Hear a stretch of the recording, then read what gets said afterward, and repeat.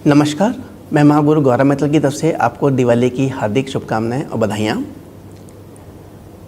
जैसा कि हम मानते हैं जानते हैं कि दिवाली इसलिए मनाया जाता है कि राम सीता सहित लक्ष्मण सहित अयोध्या वापस आए थे रावण की लंका को दहन करके, और उनके आने की खुशी में ये पर्व अयोध्या वासियों ने दीपक जलाकर, जैसा कि पहला कभी नहीं हुआ था, इस तरीके से दीपक जलाकर उनका स्वागत किया था।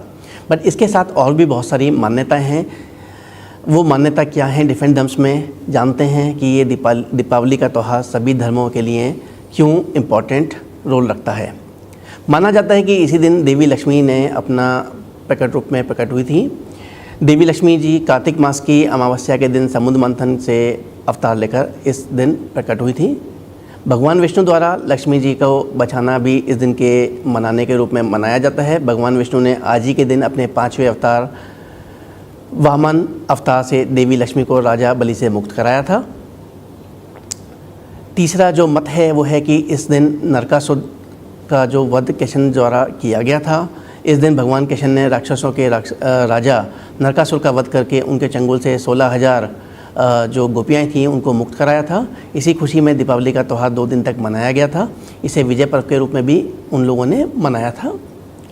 एक मत के हिसाब से इस दिन पांडवों की भी वापसी हुई थी। महाभारत के हिसाब से देखा जाए तो कार्तिक अमावस्या के दिन पांडव अपना 12 वर्ष का वनवास काटकर वापस आए थे, और जो चक्कर में उन्होंने कौरवों द्वारा हटाए जाने के परिणाम स्वरूप उन्हें जो दंड मिला था जिसमें वो वनवास गए थे, उसके बाद जब वो वापसी आए थे तो उनके लौटने की खुशी में ये दीपावली का पर्व मनाया गया है।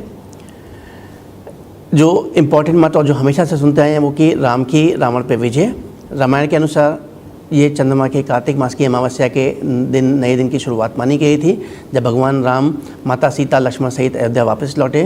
रावण और उनकी लंका का दहन करने के पश्चात अयोध्या के नागरिकों ने पूरे राज्य को दीपमाला से प्रकाशित किया था, जो उससे पहले कभी नहीं हुआ था। तो ये भी एक इम्पॉर्टेंट रीज़न है दिवाली को मनाने का। जो एक और मत है वो है विक्रमादित्य का इस दिन राज तिलक हुआ था।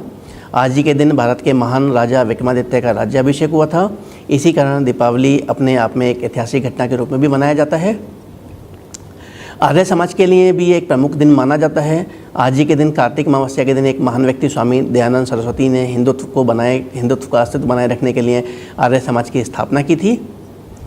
जैन धर्म के लिए भी यह दिन एक महत्वपूर्ण दिन है। महावीर तीर्थंकर जी ने कार्तिक मास की अमावस्या के दिन ही मोक्ष को प्राप्त किया था।